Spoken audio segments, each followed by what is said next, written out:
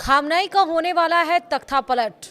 Trump के इशारे पर क्या हो रहा है ये खेल? क्योंकि ईरान में हो रहा है हिंसक प्रदर्शन, सरकार बदलने की उठ रही है मांग, बिछ गई हैं लाशें। नमस्कार, आप देख रहे हैं न्यूज़ इंडिया डिजिटल प्लेटफॉर्म। मैं हूं आपके साथ श्रुति श्रीवास्तव। ईरान में इस समय हालात तेजी से बिगड़ते जा रहे हैं। देश गहरे आर्थिक संकट से जूझ रहा है और इसका सीधा असर सड़कों पर दिख रहा है।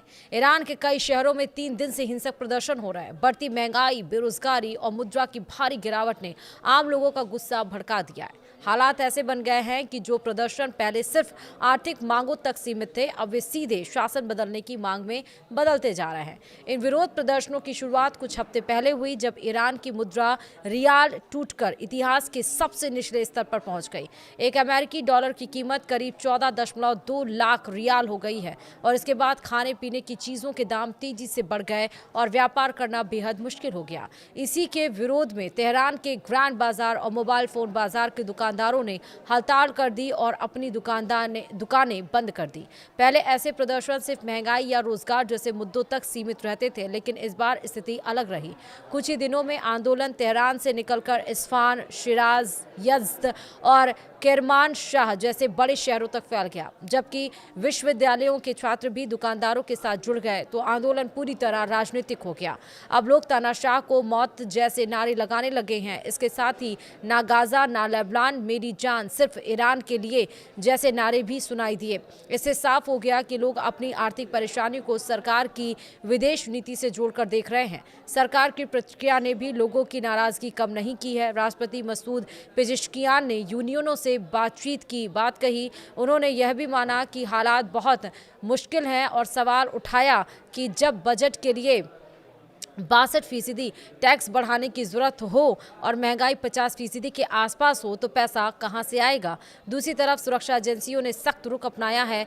पुलिस ने कई जगह आंसू गैस और बल का इस्तेमाल किया है। सरकार ने 18 प्रांतों में दफ्तर और विश्वविद्यालय बंद करने का आदेश भी दिया, जिसे प्रदर्शन रोकने की कोशिश माना जा रहा है। विशेषज्ञों का कहना है कि सरकार की ये कोशिशें बहुत देर से की गई हैं। लोगों का भरोसा टूट चुका है।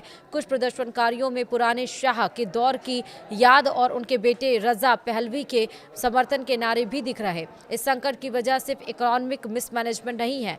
पिछले साल जून में ईरान की इजराइल और अमेरिका के साथ 12 दिन तक चली जंग ने हालात और खराब कर दिए। इस युद्ध में 1000 से ज्यादा लोग मारे गए और ईरान के कई परमाणु ठिकानों और बुनियादी ढांचों को नुकसान पहुंचा। और इसके बाद संयुक्त राष्ट्र ने वे अंतर्राष्ट्रीय प्रतिबंध दोबारा लागू कर दिए जो करीब 10 साल पहले हटाए गए थे। इन प्रतिबंधों से ईरान की अर्थव्यवस्था पर भारी दबाव पड़ा है और यही वजह है कि माना जा रहा है कि सड़कों पर प्रदर्शनकारी हैं और लाशें बिछ गई हैं। इतना ज़्यादा यहाँ पर प्रदर्शन देखने को मिल रहा है। अब सवाल ये उठता है, क्या खामनेई की सत्ता खतरे में है?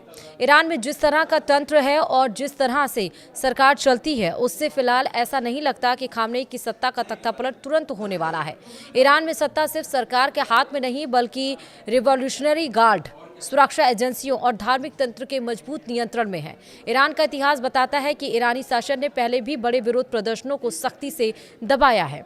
सवाल ये भी है, क्या अमेरिका के इशारे पर यह विद्रोह हो रहा है? दरअसल अमेरिका ईरान के संबंध ईरान के परमाणु कार्यक्रमों को लेकर अक्सर खराब ही रहे हैं। अक्सर आरोप लगता है कि ईरान को अस्थिर करना चाहता है। इसमें सच्चाई यह है कि अमेरिकी प्रतिबंधों ने ईरान की अर्थव्यवस्था को गहरी चोट पहुंचाई। तेल निर्यात पर रोक और बैंकिंग सिस्टम से कटाव ने हालात और खराब किए। हालांकि मौजूदा विरोध प्रदर्शनों के सीधे पीछे अमेरिका के होने के पुख्ता सबूत सामने नहीं आया है। अमेरिका का नाम ईरान के प्रदर्शनों से जोड़कर इसलिए देखा जाता है क्योंकि इस वक्त इस देश की सत्ता डोनाल्ड ट्रंप के हाथों में है। अमेरिकी राजनीति में डोनाल्ड ट्रंप और जॉन बोल्टन जैसे नेता हमेशा से इस बात के समर्थक रहे हैं कि ईरान में सत्ता परिवर्तन होना चाहिए। हालांकि स्पष्ट रूप से कभी भी ट्रंप ने रिजीम चेंज को लेकर कोई बयान नहीं दिया। ईरानी राष्ट्रपति हसन रूहानी को चेतावनी देते हुए ट्रंप ने अपने पिछले कार्यकाल यानी कि 2018 में सोशल साइट एक्स पर लिखा था, ईरानी नेताओं को वो परिणाम भुगतना पड़ेगा जो उन्होंने इतिहास में पहले कभी नहीं भुगता। उनके इस बयान को सत्ता परिवर्तन और सरकार गिराने की धमकी के तौर पर देखा गया था। साल 2020 में कासिम सुलेमानी की हत्या के बाद भी ट्रंप ने लिखा था, अगर ईरान की सत्ता युद्ध चाहती है तो ये ईरान का अंत होगा। हालांकि ट्रंप ने बाद में साफ किया था कि वो सत्ता परिवर्तन की बात नहीं कर रहे हैं। कई बार उन्होंने ये स्पष्ट किया है कि अमेरिका सत्ता परिवर्तन नहीं चाहता है, लेकिन मौजूदा प्रदर्शनों को को जिस तरह से अमेरिका का साथ मिल रहा है, उससे लग रहा है कि कहीं ना कहीं अमेरिका ईरान में विद्रोह भड़काना चाहता है। फिलहाल 4 दिन इस विद्रोह को हो गए, लेकिन जिस तरह से आज यानी कि 1 जनवरी को ये विद्रोह जितना उग्र हो गया है उतना पिछले 3 दिनों में नहीं था, जो कि हालात अब बिगड़ते हुए ज़्यादा दिखाई पड़ रहा है। वीडियो में इतना ही। नमस्कार।